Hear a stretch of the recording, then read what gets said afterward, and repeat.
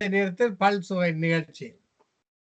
இன்றைய நாளிலே ஆரம்ப ஜெபம் பாடல் சிஸ்டர் பிரண்டா அவர்கள் ஆயத்தப்படுத்தட்டும். இந்த சங்கம வானொலி நித்திய வெளிச்ச நேரம் திங்கட்கிழமை இரவு டொரண்டோ நேரப்படி 7 மணியிலிருந்து 10 மணி வரை, திங்கட்கிழமையிலிருந்து வெள்ளி வரை நடக்கின்றது. சனி ஞாயிற்றுக்கிழமையிலே இந்த 7 மணியிலிருந்து 10 மணி வரை மறு ஒளிபரப்பை நீங்கள் கேட்கலாம். அது மட்டுமல்ல, இந்த நித்திய வெளிச்ச நேரத்தில் அநேக நிகழ்ச்சிகள் இருக்கின்றன, ஜெப விண்ணப்பங்கள் இருக்கின்றன. நேற்றைய நாளில் 3 ஜெப விண்ணப்பங்கள் வந்திருந்தன. சிஸ்டர் பாஸ்கரிக்காக ஜெபிக்க சொல்லி, பிரதர் பிரண்டன், சிஸ்டர் ஷீபாக்காக ஜெபிக்க சொல்லி நாங்கள் தொடர்ந்து ஜெபிக்கிறோம். எனவே உங்கள் ஜெப விண்ணப்பங்கள் இருந்தால் நீங்கள் பயப்படாமல் தயங்காமல் சங்கம வானொலியிடம் அறிவித்துக் கொள்ளுங்கள்.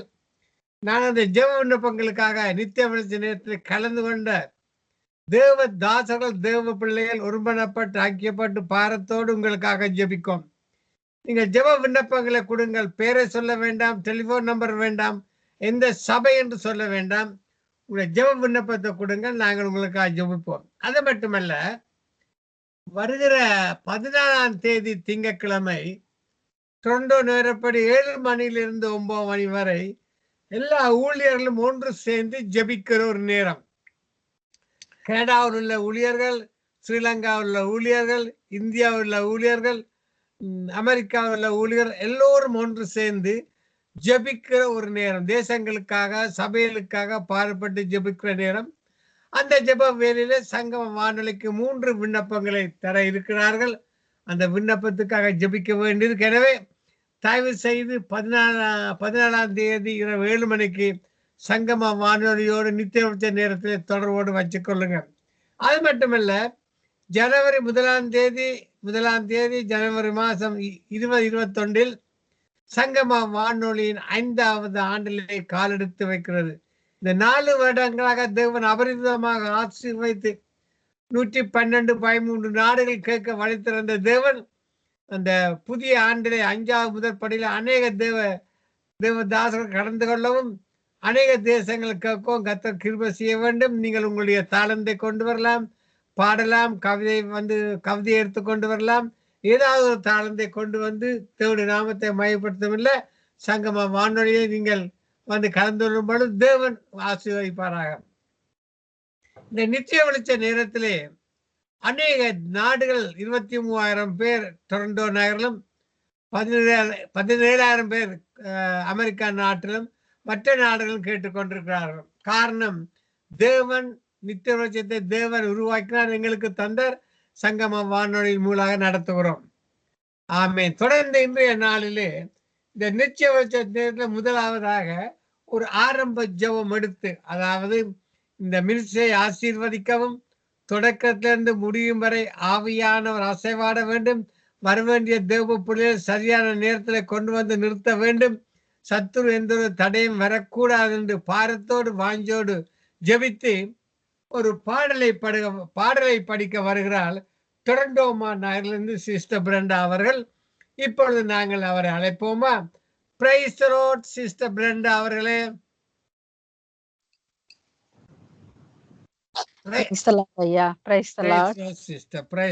கர்த்தர் நாமம் ஒன்றே. இன்றைய நாளிலே நீங்கள் வாஞ்சோடு தாகத்தோடு வந்திருக்கிறீர்கள். இந்த நித்திய வெளிச்ச நேரத்துக்காக ஜெபியுங்கள். ஆவியானவர் இடப்பட வேண்டும். தேவதாச எல்லோரும் நேரத்துக்கு வந்து கலந்து கொள்ள வேண்டும். இன்றைய நாள் ஒரு ஆவிக்குரிய நாளாக, ஒரு மகிழ்ச்சியான நாளாக, ஆவியில் நிறந்த நாளாக, வார்த்தையை கேட்டு வார்த்தையில் வேரூன்றி கனி கொடுக்கும் பிள்ளைகளாக மாற வேண்டும் என்று ஜெபித்து ஒரு பாடலை படியுங்கள். உங்களோட ஒப்பு கொடுக்கிறேன் சிஸ்டர், நீங்க வழிநடத்துங்கள். ஆமென். ஆமென். ஆமென். நன்றி ஐயா, நன்றி. நன்றி அப்பா. ஆண்டவரே, நன்றியோடு உம்மை துதிக்கிறோம் அப்பா. இயேசுவே நன்றி, நன்றி தகப்பனே, நன்றி சுவாமி. இந்த வேலைக்காக நன்றி செலுத்துகிறோம் ஆண்டவரே. இந்த நாளை கொடுத்தவரே உம்மை நன்றியோடு துதிக்கிறோம், உம்மை ஸ்தோத்தரிக்கிறோம் அப்பா. யெகோவா தேவனே உமக்கு நன்றி செலுத்துகிறோம். நன்மைகளின் தேவனே உமக்கு நன்றி செலுத்துகிறோம் அப்பா. ஆண்டவரே, உங்களுடைய கிருபைக்காக நன்றி தகப்பனே, நன்றி அப்பா. யோசனையில் பெரியவரே உம்மை நன்றியோடு துதிக்கிறோம், உம்மை ஆராதிக்கிறோம் அப்பா. இதோ உங்களுடைய நாமத்தை உயர்த்துகிறோம் யெகோவா தேவனே. ஆண்டவரே, யெகோவா ராஃபாவே உம்மை துதிக்கிறோம். நன்மைகளை செய்கிறவரே உம்மை துதிக்கிறோம். எங்கள் காயங்களை கட்டுகிறவரே உம்மை துதிக்கிறோம். விடுதலையின் நாயகனே உம்மை துதிக்கிறோம். எங்கள் வெளிச்சமே உம்மை துதிக்கிறோம். எங்கள் நித்திய வெளிச்சமே உம்மை துதிக்கிறோம். ஜீவ தண்ணீரே உமக்கு நன்றியோடு உம்மை துதிக்கிறோம், உம்மை ஸ்தோத்தரிக்கிறோம் அப்பா. யோசனையில் பெரியவரே ஆராதனை, ஆராதனை. செயல்களிலே வல்லவரே ஆராதனை, ஆராதனை. ஓசானா உன்னத தேவனே, ஓசானா, ஓசானா, ஓசானா. கண்மணி போல் காப்பவரே, கழுகு போல சுமப்பவரே ஆராதனை, ஆராதனை. சிலுவையினால் மீட்டவரே ஆராதனை, ஆராதனை. ஓசானா உன்னத தேவனே, ஓசானா, ஓசானா, ஓசானா. வழி நடத்தும் விண்மீனே, ஒளி வீசும் விடிவெள்ளியே ஆராதனை, ஆராதனை. யோசனையில் பெரியவரே ஆராதனை, ஆராதனை. சிலுவையினால் மீட்டவரே சிறகுகளால் மூடுபவரே ஆராதனை, ஆராதனை.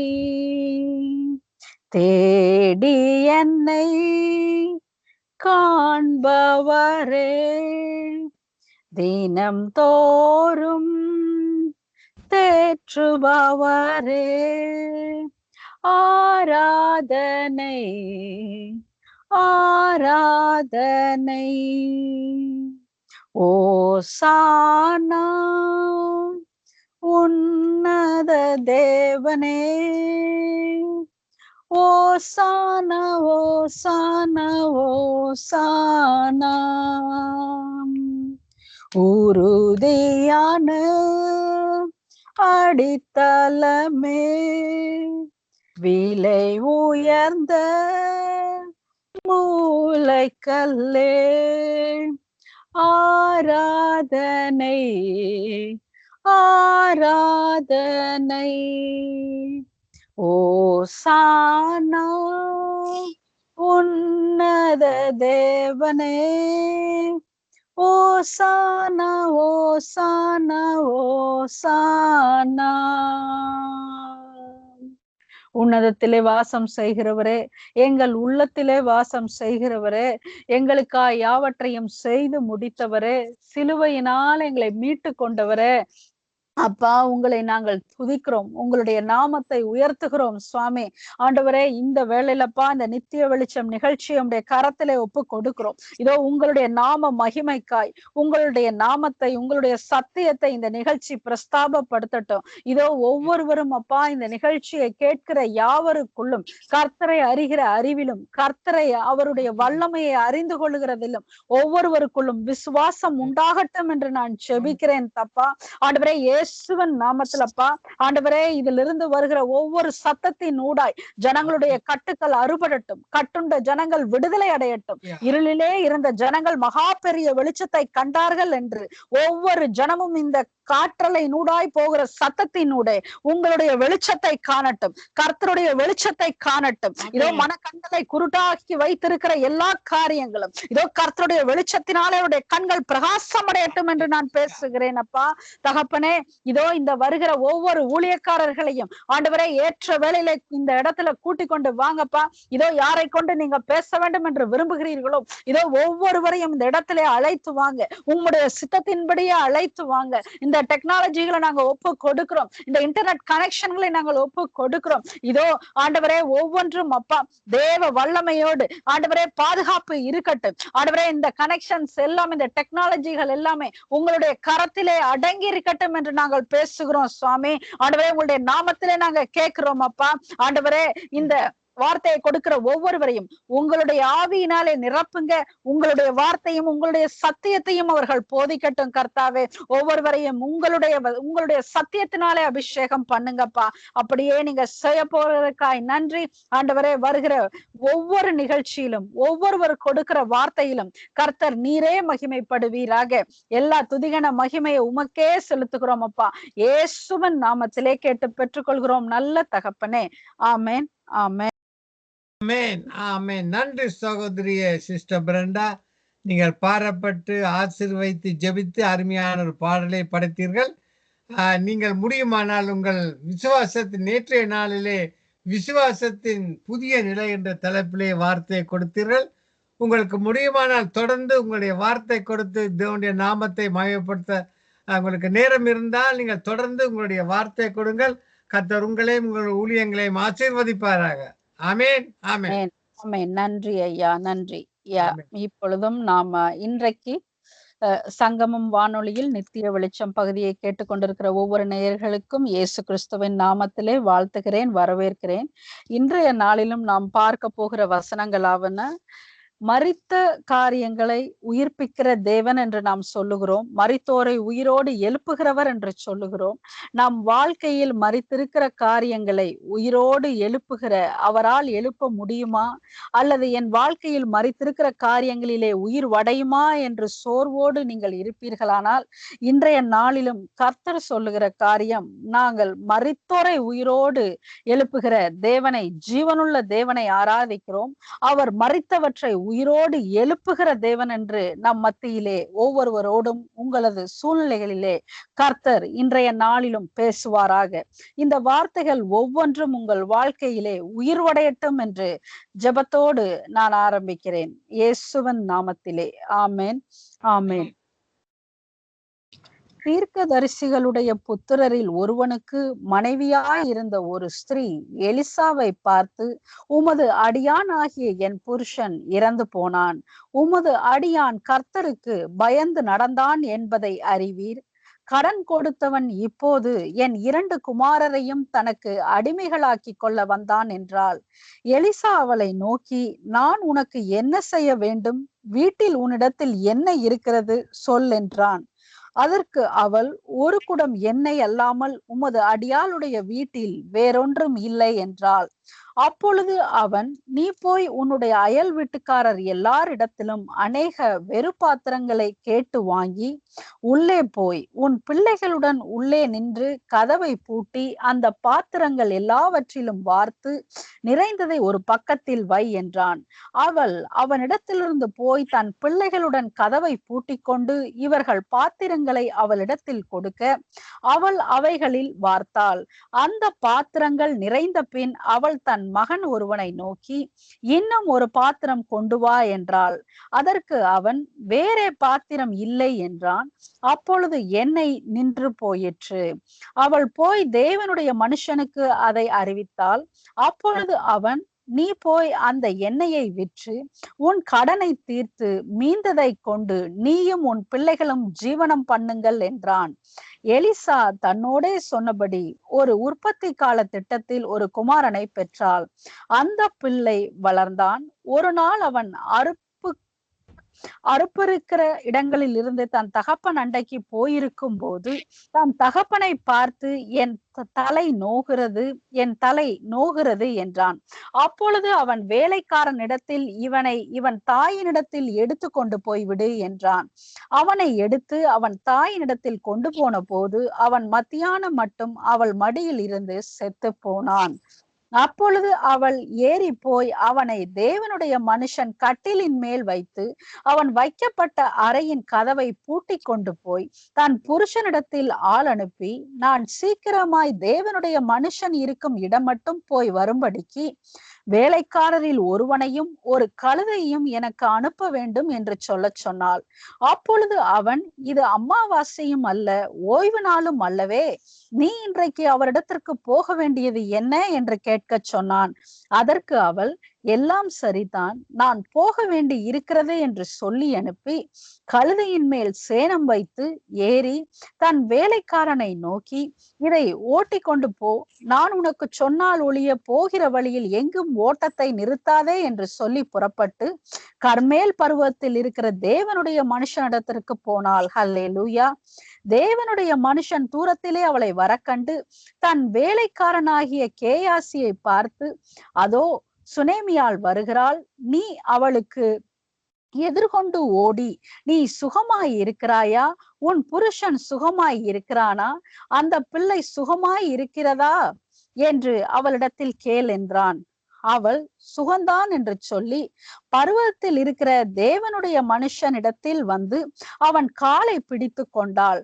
அப்பொழுது கேயாசி அவளை விலக்கிவிட வந்தான். தேவனுடைய மனுஷன் அவளை, தடுக்காதே, அவள் ஆத்துமா துக்கமாய் இருக்கிறது, கர்த்தர் அதை எனக்கு அறிவியாமல் மறைத்து வைத்தார் என்றான். அப்பொழுது அவள், நான் என் ஆண்டவனிடத்தில் ஒரு குமாரனை வேண்டும் என்று கேட்டதுண்டா? எனக்கு அபத்தம் சொல்ல வேண்டாம் என்று நான் சொல்லவில்லையா என்றாள்.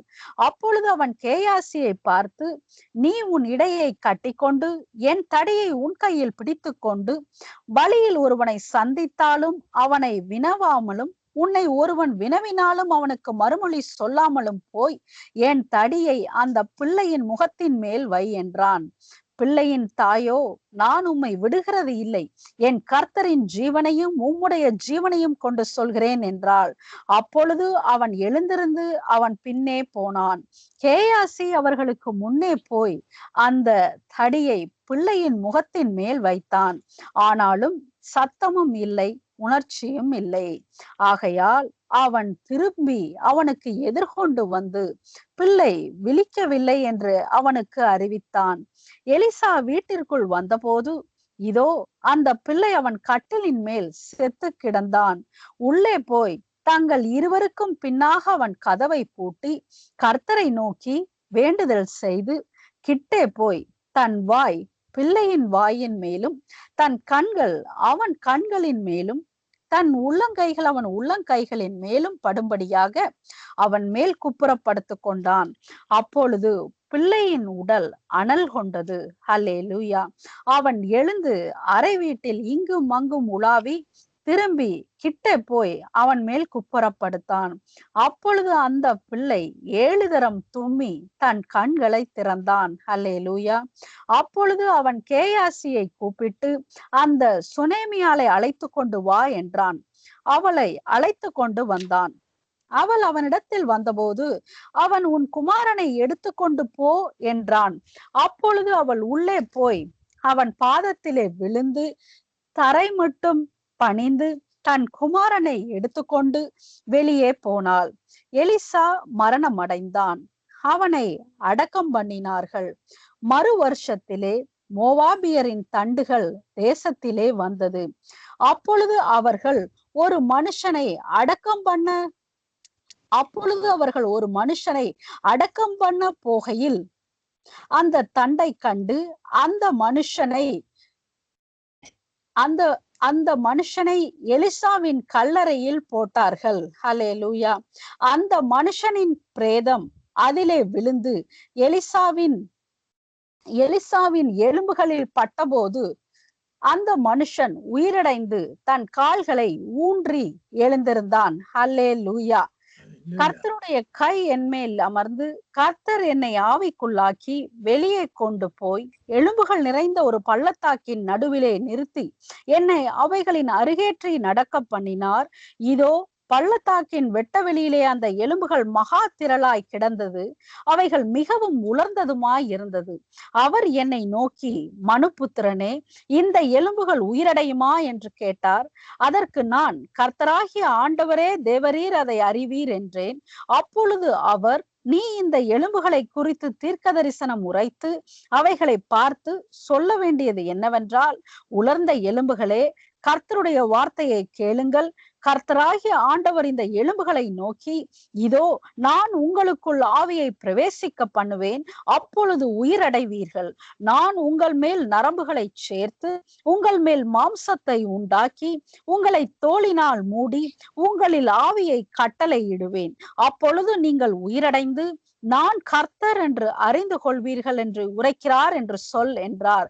எனக்கு கட்டளையிட்டபடியே நான் தீர்க்க தரிசனம் உரைத்தேன். நான் தீர்க்க தரிசனம் உரைக்கையில் ஒரு இரைச்சல் உண்டாயிற்று. இதோ அசை உண்டாகி ஒவ்வொரு எலும்பும் தன் தன் எலும்போடே சேர்த்து கொண்டது. ஹல்லேலூயா. நான் பார்த்து கொண்டு இருக்கையில் இதோ அவைகள் மேல் நரம்புகளும் மாமிசமும் உண்டாயிற்று. மேற்புறம் எங்கும் தோலினால் மூடப்பட்டது, ஆனாலும் அவைகளில் ஆவி இல்லாதிருந்தது. அப்பொழுது அவர் என்னை பார்த்து, நீ ஆவியை நோக்கி தீர்க்க தரிசனம் உரை. மனுபுத்திரனே, நீ தீர்க்க தரிசனம் உரைத்து ஆவியை நோக்கி கர்த்தராகிய ஆண்டவர் உரைக்கிறது என்னவென்றால், ஆவியே, நீ காற்று திசை நான்கிலும் இருந்து வந்து கொலையுண்ட இவர்கள் உயிரடையும் படிக்கு இவர்கள் மேல் ஊது என்கிறார் என்று சொல் என்றார். எனக்கு கற்பிக்கப்பட்டபடி நான் தீர்க்க தரிசனம் உரைக்கையில் அப்பொழுது ஆவி அவர்களுக்குள் பிரவேசிக்க அவர்கள் உயிரடைந்து காலூன்றி மகா பெரிய சேனையாய் நின்றார்கள். ஹல்லேலூயா, ஹல்லேலூயா. இந்த சத்தத்தை கேட்டுக்கொண்டிருக்கிற தேவ ஜனமே, இதோ உங்கள் வாழ்க்கையில எந்த காரியங்கள் மறித்திருந்தாலும், அது பினான்சியல் காரியமாக இருக்கலாம், உங்களுடைய ரிலேஷன்ஷிப்பாக இருக்கலாம், உங்களுடைய ஹெல்த்தா இருக்கலாம், what ever the situations you are now, maybe நீங்க அதை மறித்து போயிருக்கென்று நீங்கள் சொல்லலாம். ஆனால் கர்த்தருடைய வல்லமை, கர்த்தருடைய ஆவியானவர் நீங்கள் தீர்க்க தரிசனம் உரைக்கிற பொழுது அது நிச்சயமாகவே உயிரடையும். விசுவாசத்தோடு உங்கள் கிரியைகளை செய்கிற பொழுது நிச்சயமாகவே உயிர்வடையும். அவர் மரித்தோரை உயிரோடு எழுப்புகிற தேவன். உங்கள் வாழ்க்கையில் இருக்கிற ஒவ்வொரு மரித்தவற்றையும் அவர் உயிரோடு எழுப்புகிறவராய் இருக்கிறார். இந்த சத்தத்துக்கிலே இருக்கிற ஒவ்வொருவருடைய வாழ்க்கையிலையும் இதோ மரித்த காரியங்கள் உயிரோடு எழும்பட்டும், கர்த்தருடைய நாமத்தை மகிமைப்படுத்தட்டும். இதோ இந்த சத்தம் போகிற இடங்களில் எல்லாம் இதோ இவர்கள் எல்லோரும் மரித்தது என்று சொல்லலாம், டாக்டர்ஸ்கள் மரித்தது என்று சொல்லலாம், இதோ அவருடைய ரிப்போர்ட் எல்லாம் மரித்தது என்று சொல்லலாம். வாட் எவர் இட் இஸ், இதோ எங்களுடைய கண்கள், எங்களுடைய சூழ்நிலைகள் எல்லாம் மரித்தது என்று சொல்லலாம். ஆனால் கர்த்தர் மேல் விசுவாசித்து இதோ விசுவாசத்தோடு இருக்கிற ஒவ்வொருவருடைய வாழ்க்கையிலையும் இதோ மரித்த எல்லாவற்றையும் பார்த்து நான் தீர்க்க தரிசனம் உரைக்கிறேன். இந்த சத்தம் போகிற இடங்கள் எல்லாம் உயிர் வடையட்டும் என்று நான் பேசுகிறேன். உலர்ந்த எலும்புகள் உயிர் வடையட்டும் என்று நான் பேசுகிறேன். இதோ மரித்த ஸ்பிரிச்சுவல் ஆவி, ஆண்டவரே, மரித்த ஸ்பிரிச்சுவல் கிஃப்ட் எல்லாம் உயிர் வடையட்டும் என்று நான் பேசுகிறேன். அது ஒவ்வொன்றும் கர்த்தருடைய நாமத்திற்கு மகிமையை உண்டாக்கட்டும் என்று இயேசு கிறிஸ்துவின் நாமத்திலே ஆசீர்வதித்து ஜெபிக்கிறேன். அப்பா, எல்லா துதிகன மகிமையும் உமக்கே செலுத்துகிறோம் நல்ல தகப்பனே. ஆமேன், ஆமேன், ஆமேன். நன்றி சிஸ்டர் பிரண்டா. நீங்கள் இன்று வந்து ஆரம்ப ஜெபமெடுத்து பாடலை பாடி இந்த வார்த்தையை கொடுத்தீர்கள், மரித்தோரை எழுப்புகிற தேவன். உண்மையிலே அந்த வார்த்தை வேதாமத்திலே தேவன் மரித்தோர் எழுப்பின நிகழ்ச்சிகளை அந்த தொகுத்து நீங்க சொன்னீர்கள். மிக மிக ஆச்சரியமாக இருந்தது. கர்த்தர் உங்களையும் நீங்கள் கையிட்டு செய்யும் ஆவிக்குரிய காரியங்கள், கூட்டங்கள், எங்கே சென்று நீங்கள் யாரை ஜெபிக்கிறீரோ, ஆசீர்வதிக்கிறோ, அவள் ஆசிக்கப்படுவார். உண்மையிலே நீங்கள் கர்த்தருடைய பிள்ளை. கர்த்தர் உங்களையும் உங்கள் ஊழியங்களையும் தேவன் விதமாக ஆசீர்வதித்து, தேவன் உங்களுக்கு 2 தூதுவரை கட்டளை கொடுத்து, போக்களையும் விரட்டலையும் கர்த்தர் உங்களை பாதுகாத்து வழிநடத்துவாராக. ஆமேன், ஆமேன். ஆமென், ஆமென். தேங்க் யூ ஐயா. இதுவரை நேரமும் டொரண்டோ நகரிலிருந்து சிஸ்டர் பிரெண்டா அவர்கள் ஆரம்ப ஜெபம் எடுத்து பாடலை பாடி மருத்துவரை எழுப்புகிற தேவன் என்ற வார்த்தையை தொகுத்து கூறினார். கர்த்தர் அந்த மகளை ஆசீர்வதிப்பாராக. நாங்கள் தொடர்ந்து